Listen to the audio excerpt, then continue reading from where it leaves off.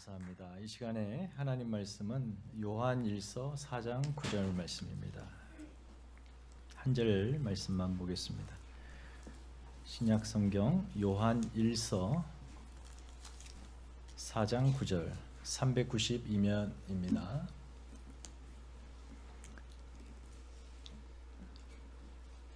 우리 한 절 다 같이 읽습니다. 시작.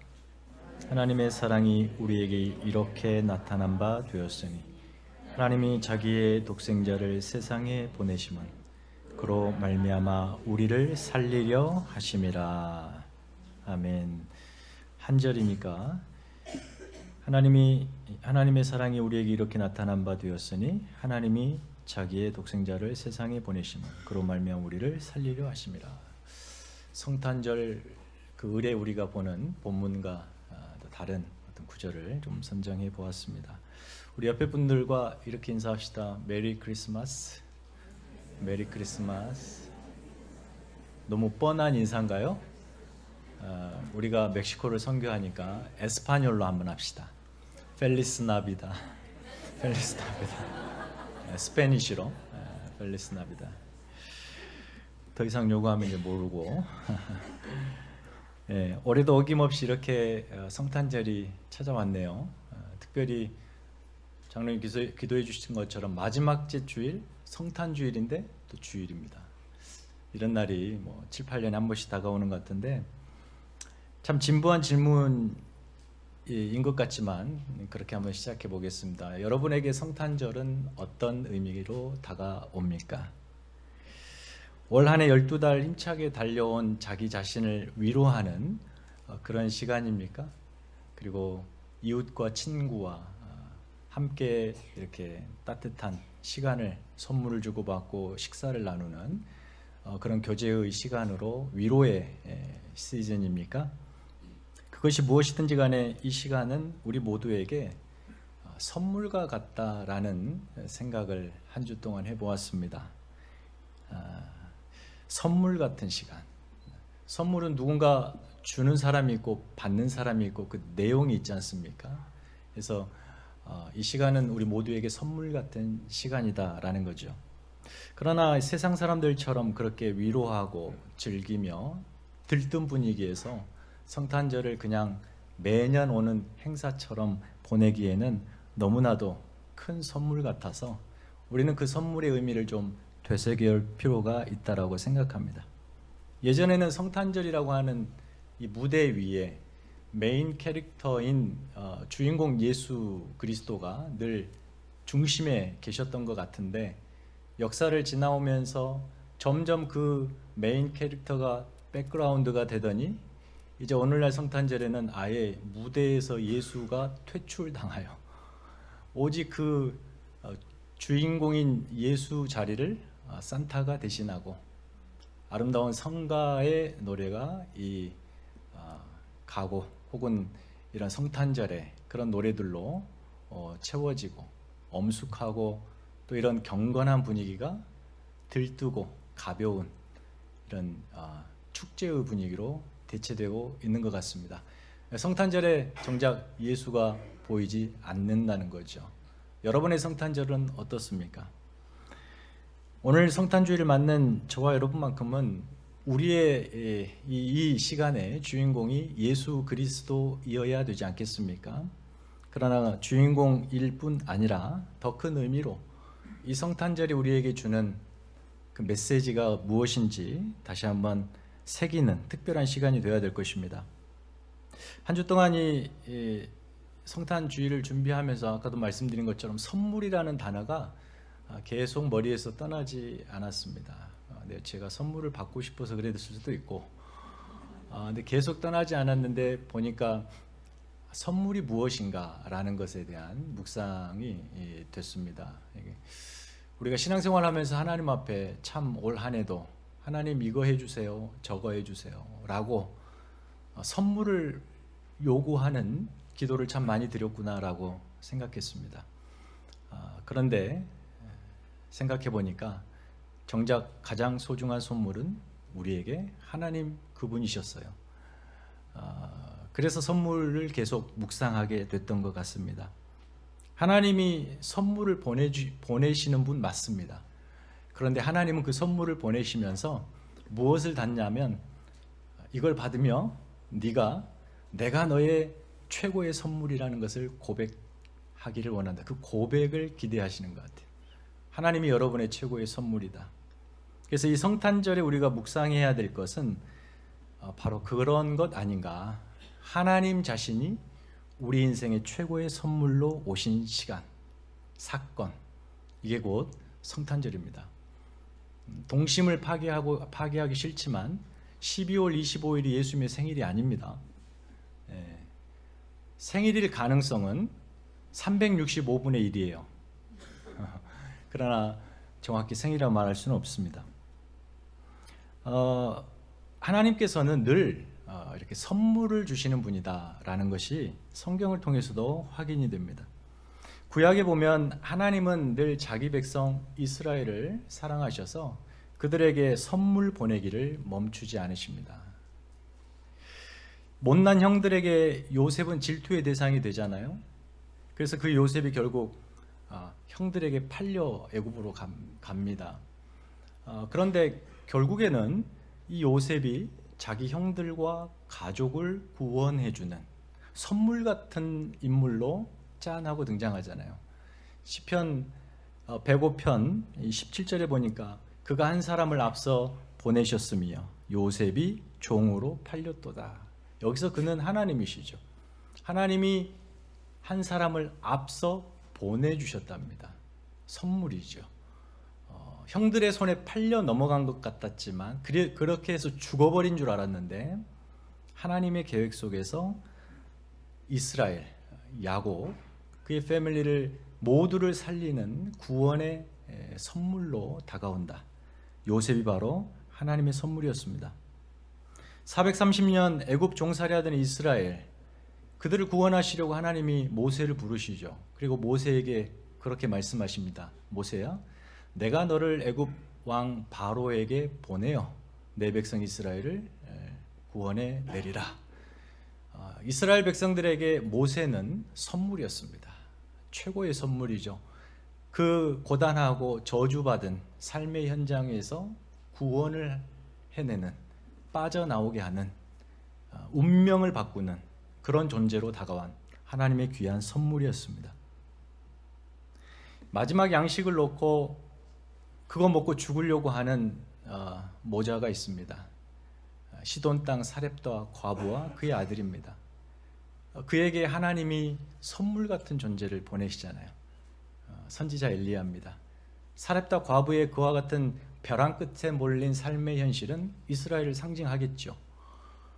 그렇게 답없는 현실 속에서 하나님이 보내주신 선물 같은 사람들에 의해서 새로운 생명과 새로운 은혜를 경험하는 것, 이게 사실 이스라엘 역사에 계속해서 반복되는 하나님이 선물을 보내시는 그런 일들이죠.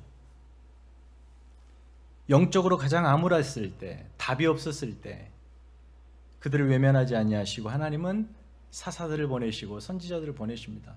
심지어 그 이스라엘이 하나님을 외면하고 하나님 아닌 다른 것 섬기겠다고 하나님 버리고 도망쳐서 피폐하게 살아가지 멸망당하기 직전에 있는 그 이스라엘을 향해서도 하나님은 선물 보내기를 멈추지 않으십니다. 오히려 그때는 더 큰, 더 많은, 더 자주 선물을 보내시면서 그들을 당신의 사랑으로 돌리려고 부단히 애를 쓰시죠. 하나님이십니다. 그래서 하나님에게 그런 사람들은 전부 다 역사 속에 선물 같은 사람들로 등장하죠. 하나님이 그렇게 하신 까닭이 무엇이겠습니까?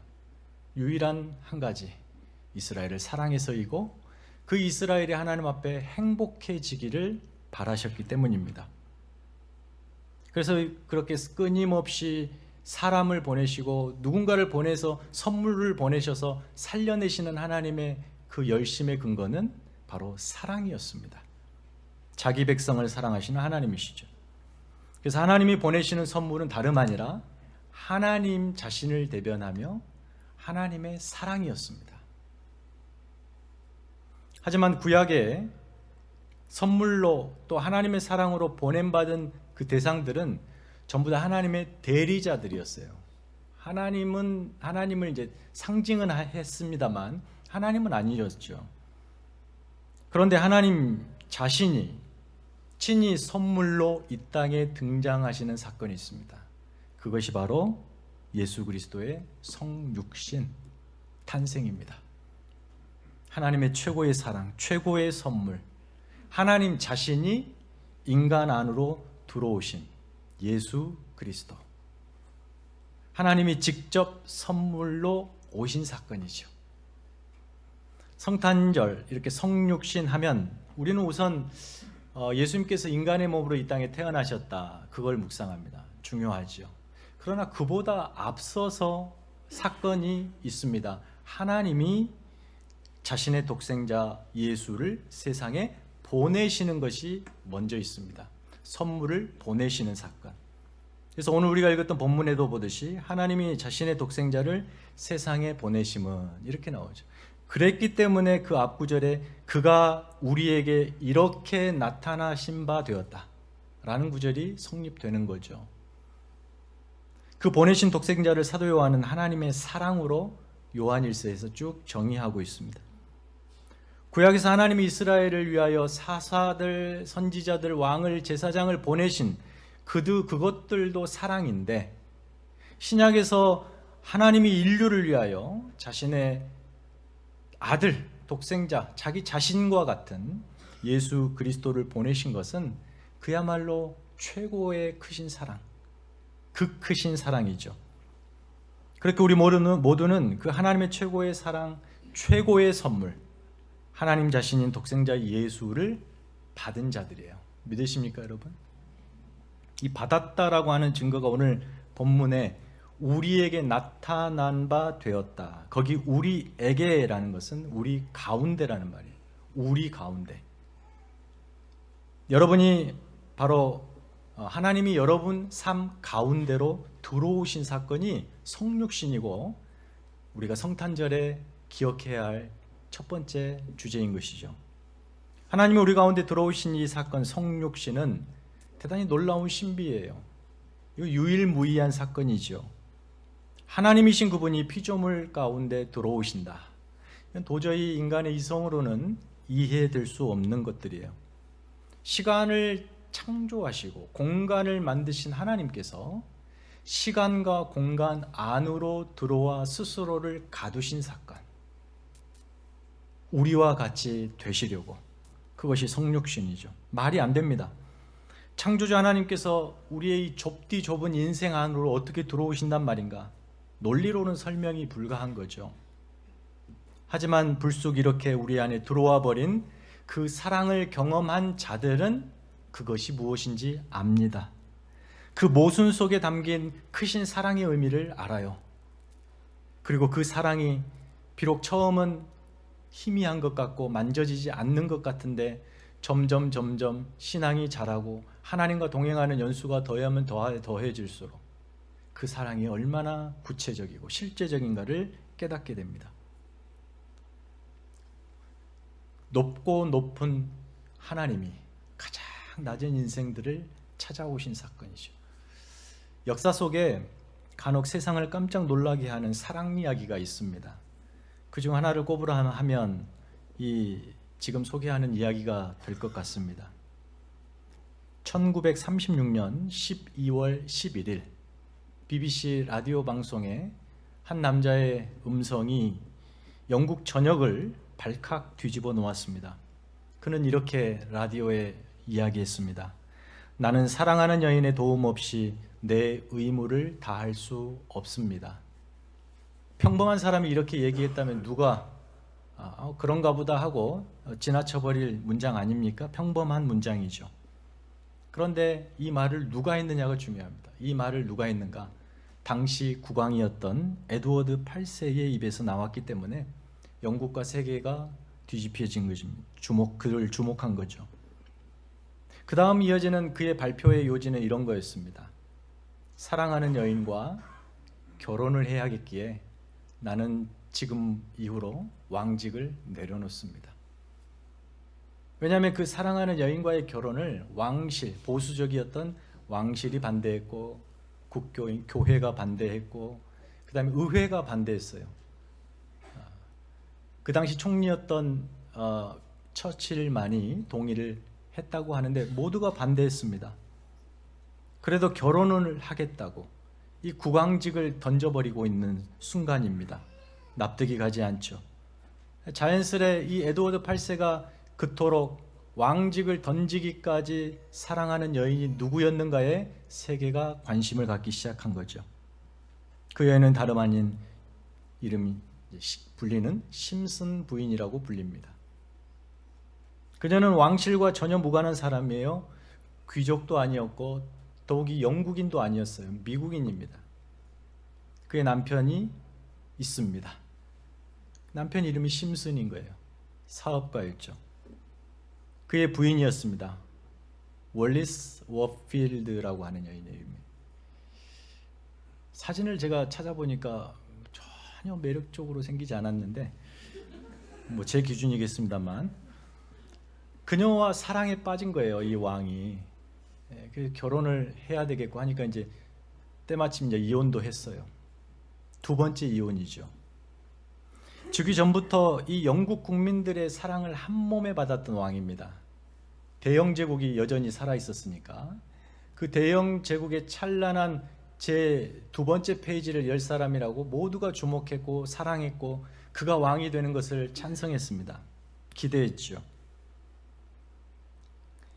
그런데 그의 와이프, 왕비로 옆에 설 그 사람이 평범하다 못해 두 번 이혼한 여인이며 전혀 왕실에 어울리지 않는 사람이어서 그토록 국민들도 반대를 했습니다. 그리고 마침내 그의 12월 라디오 방송에서 이 에드워드는 1년 내내 왕실과 교회와 의회와 또 이 국민들을 설득하려고 부단히 애를 썼습니다. 그러나 모두가 다 반대했습니다. 거기서 자신이 선택할 것은 하나밖에 없었습니다. 그래서 에드워드 8세는 그녀를 위하여 왕직과 그에 따른 모든 특권과 권력을 버리고 그 여인을 선택합니다. 멋지죠? 그렇게 할 수 있는 오직 한 가지 이유가 있습니다. 그녀를 사랑했기 때문이에요. 자신의 지위와 신분, 심지어 생명보다 더 이 여인을 사랑했기 때문에.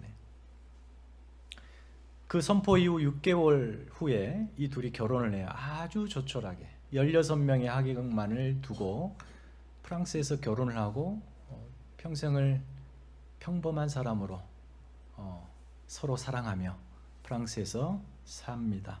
그리고 죽죠. 왕이 지극히 평범한 여인을 사랑하여 자신의 모든 것을 버리고 그 여인의 삶 안으로 들어온 사건. 그래서 모든 사람들은 이 사랑을 비난은 합니다만 이 사랑을 두고 감동하며 사랑의 위대함을 찬탄하기도 하죠. 그러나 여러분, 이 예는 그냥 하나의 예로 드린 거고, 야, 대단하다, 이 정도의 감동으로 그쳤다면 우리가 지금 말하고 있는 하나님 사랑은 사실 그것에 비할 바 되지 않죠. 더 큽니다. 비교가 안 됩니다. 신이 인간을 사랑의 대상으로 삼아 그 인간의 삶의 자리로 들어온 것이에요.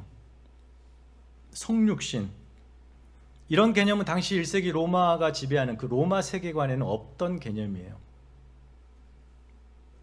인간의 세계관으로는 도저히 이해할 수 없기 때문에 우리는 그것을 성육신의 신비라고 부릅니다. 창조주 하나님 앞에 우리 모두는 어떤 인생입니까? 너무도 비천한 하나의 피조물, 점이다 못해 먼지만도 못한 존재들, 죄밖에 짓지 못해서 삶의 자리가 온통 이 마국간처럼 악취로 진동하는 인생, 태어나고 죽는 유한한 인생. 그러나 그 과정에 그냥 가지 않고 낡고 병들고 시들고 연약해지며 볼품없이 그렇게 향기 없는 꽃처럼 시들어버리는 인생, 그렇게 초라한 인생, 그런 시공간에 묶여 사는 제한된 인생 안으로 영원한 생명을 가지신 하나님이 들어오시기로 작정하신 거예요. 그런 초라한 나를 사랑하시려고, 여러분을 사랑하시려고 자신의 전부를 포기하시고 내 인생으로 들어오신 사건, 이것이 바로 성육신이에요. 성탄절입니다. 자기를 비워 종의 형체를 가지사 사람과 같이 되셨고 자기를 낮추신 사건, 예수 그리스도의 성육신. 그 이유는 오직 한 가지입니다. 하나님이 여러분을 사랑하시기 때문에, 그리고 여러분을 끝까지 사랑하시려고. 여러분 모두가 그런 하나님의 사랑의 대상이라는 사실을 믿고 늘 잊지 않아야 합니다. 하나님이 그런 사랑을 받기에 하나님 앞에 충분한 존재였다는 사실에 감사하셔야 되죠. 여러분이 여러분 자신을 보고, 누군가 내 인생을 보고 평가하는 여러분이 아닌 거예요. 여러분이 누굽니까? 나는 하나님이 자신의 전부를 내걸고 사랑의 대상으로 삼은 하나님의 사랑받는 존재야. 그렇게 생각하셔야 됩니다. 여러분 자녀들에게도 그렇게 가르치셔야 되고, 여러분 스스로도. 그렇다면 우리 입장에서, 사랑받은 우리 입장에서 중요한 질문 하나를 던지며 결론으로 가겠습니다. 하나님은 그렇다면 왜 그토록 무모한 사랑을 하셨을까요? 우리를 향한 무모한 사랑. 무엇을 위해 그렇게 하셨을까요? 오직 이기심과 탐심에 눈멀어 있는 나, 세상 사랑하기를 끔찍하게 하는 나, 오직 없어질 것에만 목매어 살아가는 나, 먹고 자고 낭비하고 소비하는 것이 전부인 나, 그것이 기쁨이고 만족인 줄 알고 산 나, 볼품이 하나도 없는 나, 그런 나를 위하여 무엇하려고 전부를 주셨단 말인가? 오늘 우리가 읽은 본문의 한 절의 후반부에 답이 있습니다. 우리를 살리려 하심이라. 멋지지 않습니까?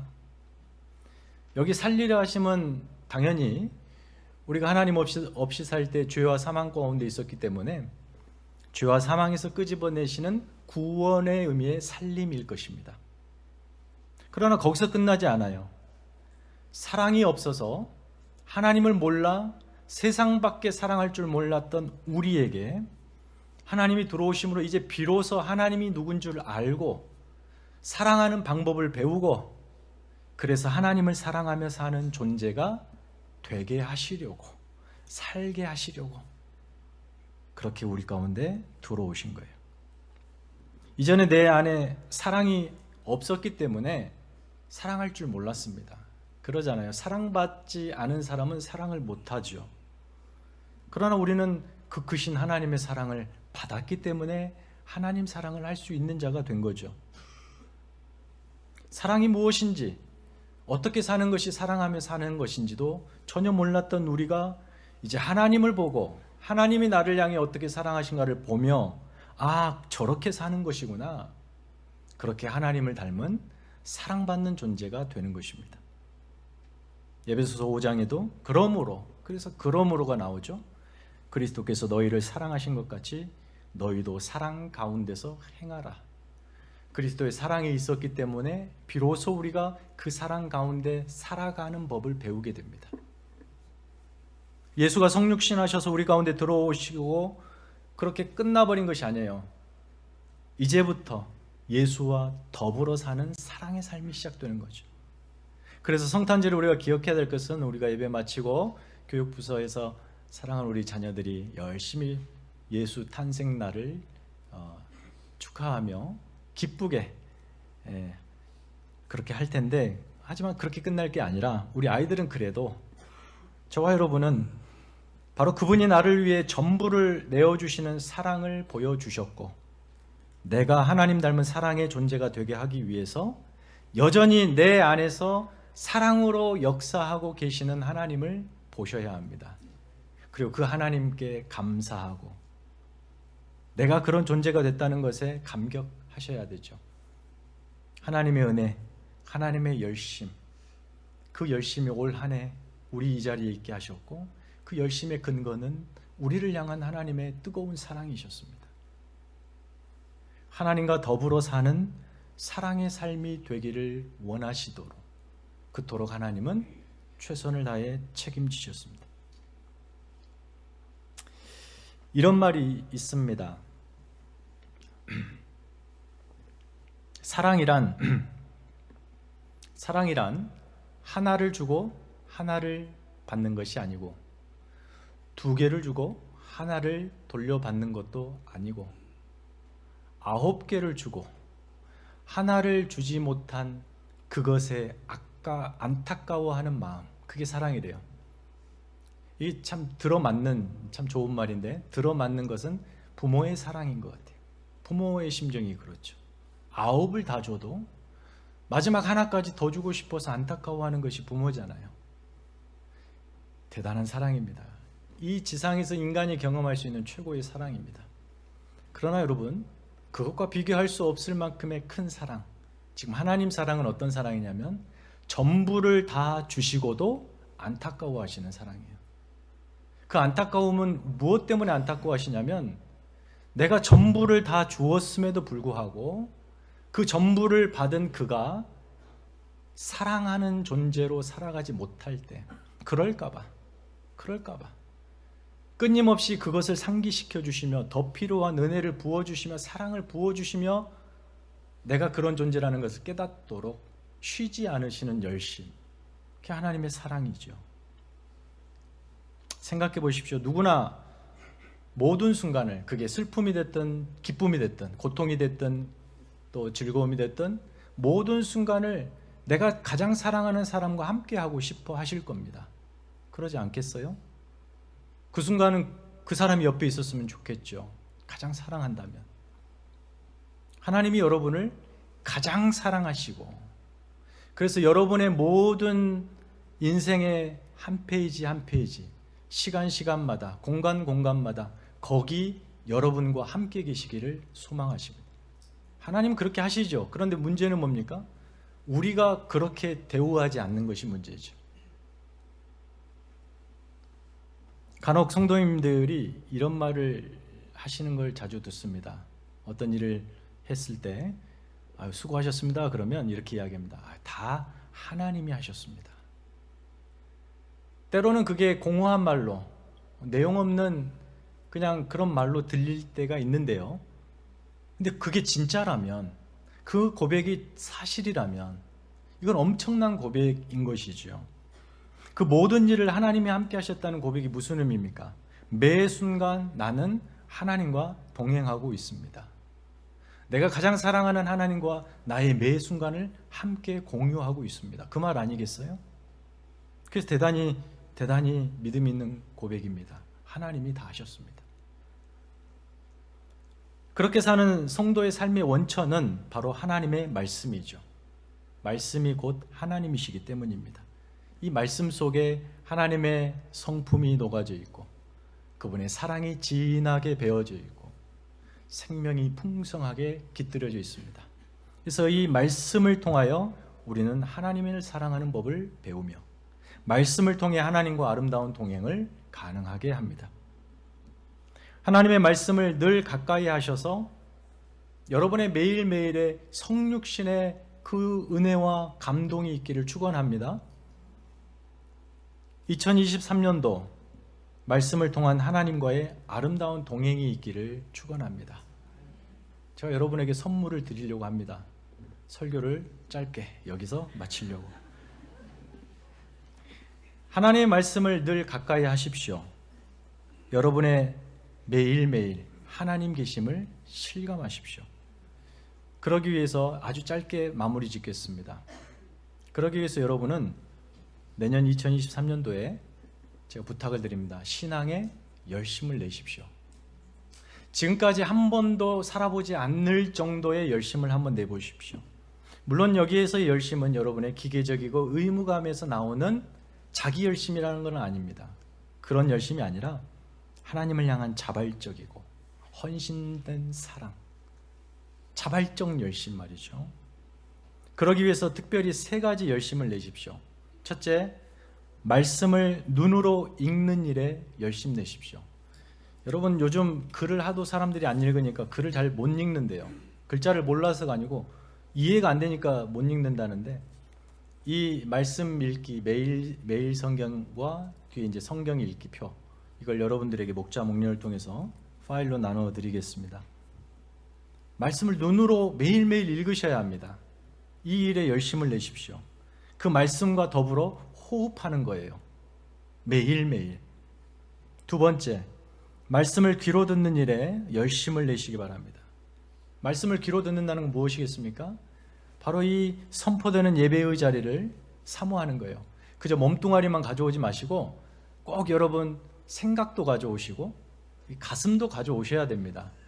그거 놔두고 여기에서 몸은 와서 주무시다가 가시면 안 되는 거죠. 내년에는 말씀 듣는 일에 열심을 내십시오.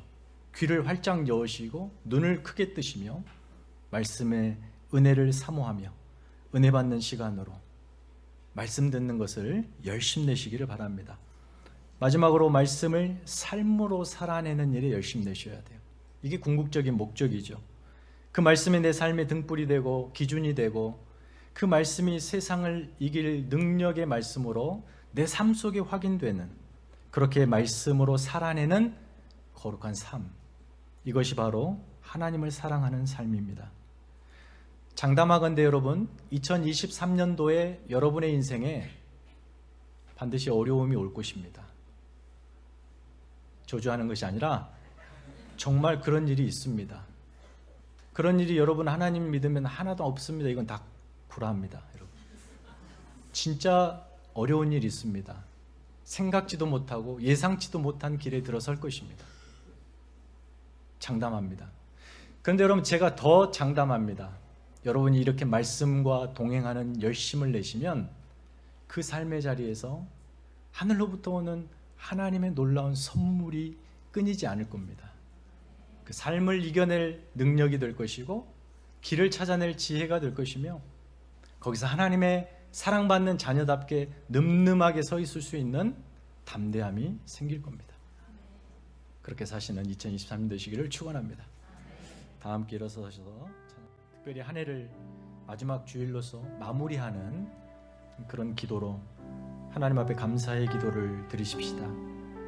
여러분이 의식하지 못할지라도 하나님은 그 뜨거운 열심을 가지고 여러분의 모든 삶의 페이지에 함께 하셨습니다. 그 하나님의 열심이 오늘 우리를 이 자리에 있게 하셨습니다. 먼저 감사하시고, 하나님이 요구하시는 것 마땅합니다. 당신의 전부를 우리에게 주셨기 때문이에요. 무엇을 요구하십니까? 나만 사랑하라. 나와 함께 사랑의 삶을 살자. 그러므로 내년 2023년도 말씀드린 세 가지, 내가 말씀을 읽고 듣고 삶으로 살아내는 일에 최선을 다해 보겠습니다. 지금까지 살아왔던 신앙 연수보다 훨씬 더, 그 어느 해보다 더 하나님을 향한 뜨거운 사랑으로 주님이 기대하시는 그 사랑의 삶을 살겠습니다. 여러분의 고백으로 기도로 나가시겠습니다. 하나님 아버지, 올 한 해 동안 참으로 홀로 살아낼 수 없는 수많은 파고를 하나님과 함께 넘으며 수많은 험준한 산령을 하나님과 함께 걸으며 오늘 이 자리까지 왔음을 고백합니다. 신실하신 하나님, 전부를 내걸고 사랑의 대상으로 나를 삼아주신 하나님, 2023년도 그 사랑의 하나님께서 열심을 가지고 우리의 삶을 책임지실 줄 믿습니다. 나도, 우리도 오직 하나님 한 분만 뜨겁게 사랑하는 한 해가 되게 하여 주옵소서. 이제는 우리 구주 예수 그리스도의 은혜와 하나님 아버지의 크고 놀라우신 사랑과 성령님의 교통하심이 그렇게 다짐하는 우리 모든 성도들 위해, 특별히 저들의 가정 위에, 사랑하는 자녀들 위해 이제부터 영원까지 함께 있을지어다. 아멘.